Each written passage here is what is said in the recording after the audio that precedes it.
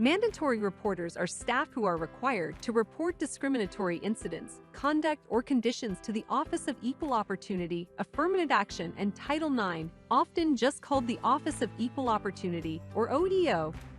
This video will provide guidance on how to respond to student disclosures of discrimination and how to report discrimination to the Office of Equal Opportunity, Affirmative Action, and Title IX.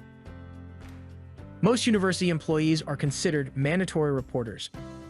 Mandatory reporters are university personnel who have the authority to institute corrective measures and include the university president and all employees administratively reporting directly to the president, all employee supervisors, when reports concern their direct or indirect subordinate employees or supervised volunteers as potential parties, complainants, or respondents, the vice president of student affairs, all employees administratively reporting directly to the vice president of student affairs other than professional mental health counselors, and all college deans when reports concern students as potential parties, complainants, or respondents.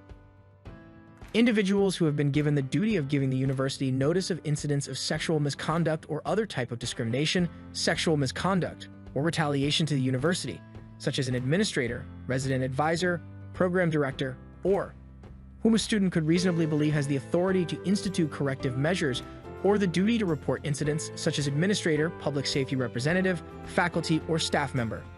Finally, individuals who have a duty of notifying under Utah law to report reasonable suspicion of any incident of sexual harassment or abuse involving a minor shall immediately notify campus police or the local police department.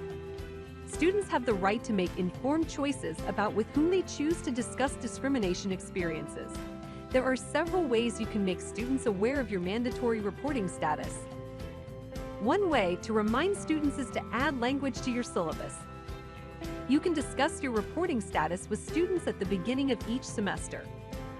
You can also include language on your email signature reminding students of your reporting status. Coming forward to share an act of potential discrimination is a very vulnerable experience.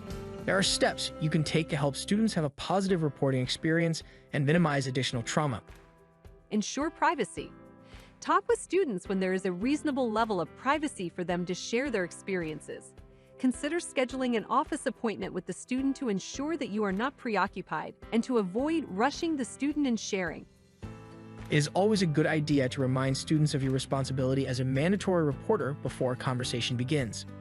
If a student does not want to share information with you because of your responsibilities as a mandatory reporter, you can refer them to a confidential resource for support.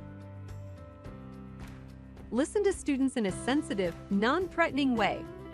Use body language and gestures that are not defensive and show that you are open and engaged.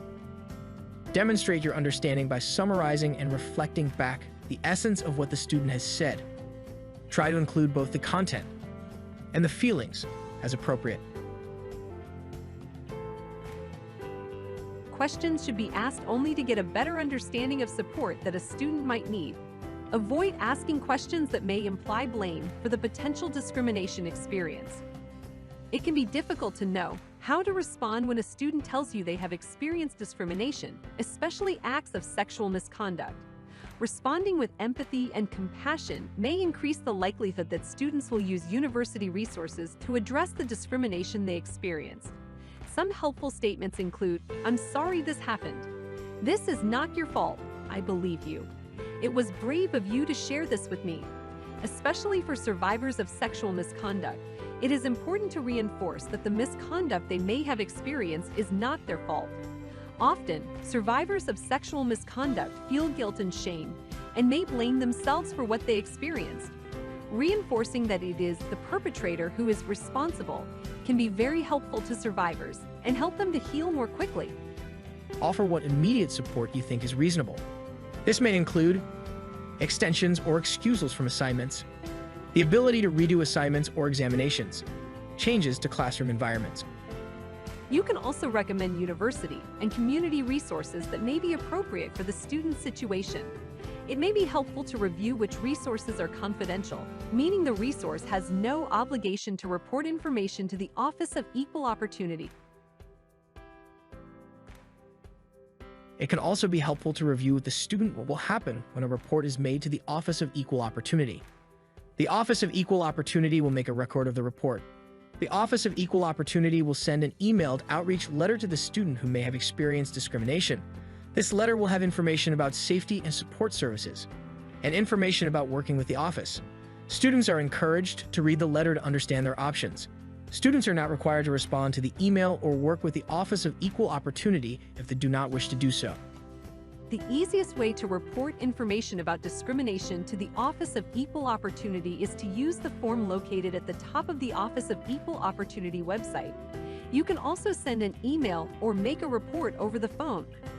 You may choose to follow up with the student who disclosed discrimination to see if they need your continued support. If there is an immediate safety concern, it is best to contact university police or call 911 if the student consents. The University Counseling Center may be able to help students in crisis. You can call 801-581-6826 Monday through Friday from 8 a.m. to 5 p.m.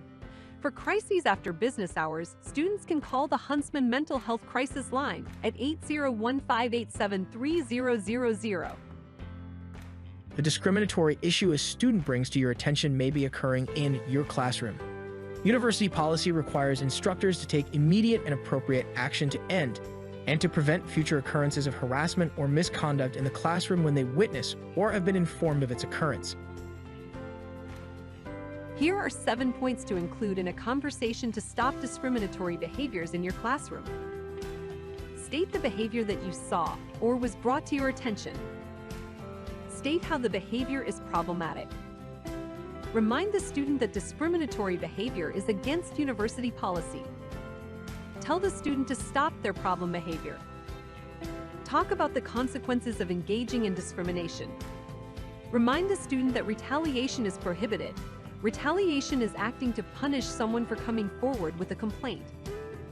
Encourage the student to move forward appropriately. You can also refer students to the Office of Equal Opportunity for additional training and coaching. Students disclose incidents of discrimination to individuals they feel can address the discrimination experienced. How employees respond to these disclosures impact the student's ability and willingness to seek support from the university, as well as their university experience as a whole.